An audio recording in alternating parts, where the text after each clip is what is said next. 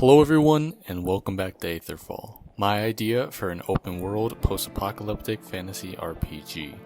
Today, I want to talk about the economy. And no, I'm not talking about real-life stocks and cryptocurrencies or whatever that's about. I'm talking about the system of buying and selling that any fan of RPGs will instantly know and not really love. I mean, be honest, when's the last time you had a fun time selling your crap to an NPC just to stop being over-encumbered? In this episode, I intend to fix many of the errors we see in RPG economies today. Buying and selling in most games is as bare bones as it can be. The process can barely be considered bartering or a skill. Things like in Fallout 4, how any shop owner will buy any item, or how in Skyrim a shop owner is willing to buy more iron daggers than they would ever need. Shops now have limits on how much they'll spend on one item, and may have no use for a particular item at all. These owners buy what they need or what they think they can turn for a profit, and sell what they don't, instead of being walking item bags for the players. For example, the master blacksmith in a town won't buy a shoddily crafted knife the player just made 50 of. That blacksmith, however, will buy materials of high quality and weapons or armors that they currently don't have in stock. Going along these lines of buying what they need, shop owners may have a select amount of random items they'll purchase. For example, they may need a new pencil or paper or any other random good. The player can ask if the owner has any needs for a particular item and then go out and get it.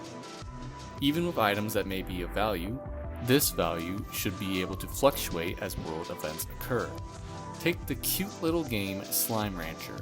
In this game, you can sell slime to make money. It's simple. However, sell too much of one slime and the value begins to dip as the market becomes saturated.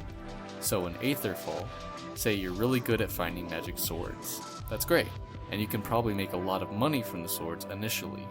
However, as traders in nearby towns buy and sell from one another, these magic swords will become less valuable, meaning you'll have to find another source of income for a bit as the market stabilizes.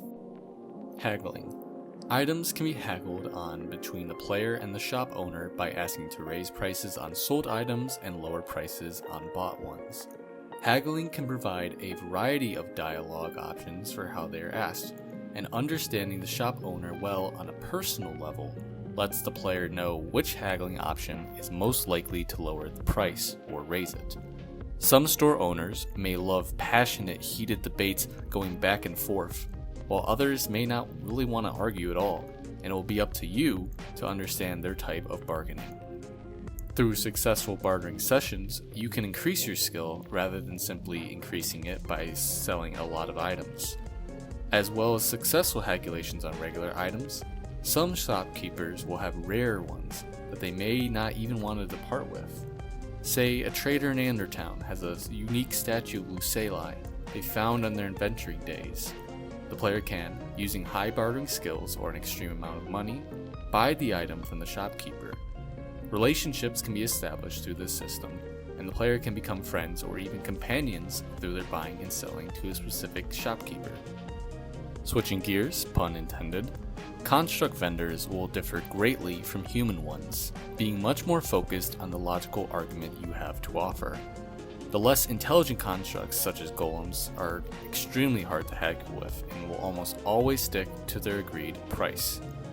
In many RPGs, the player often finds himself with more money than they could ever need, and nothing to spend it on. Cash and coins should be harder to come by in the world as a whole. Combining the scarcity with adding new expenses such as ship, armor, weapon, housing upgrades and maintenance, stress management, and basic needs, the player should actually have moments where they're short on money, if not being careful. This will push players to doing more jobs and side quests, and being happy with a financial return. Through these changes, I hope that going into town to barter with traders becomes a much more nuanced and fun activity, one that the player can dive into and explore. That will do it for this episode. Thank you so much everyone for watching. So, what do you think? Do you enjoy more simplistic economies, or would you like to see a more complex system implemented? Let me know in the comments below. If you enjoyed the video, make sure to leave a like, as well as subscribing to see more about Aetherfall. This has been Brian, and I hope to see you all for next time. Bye for now.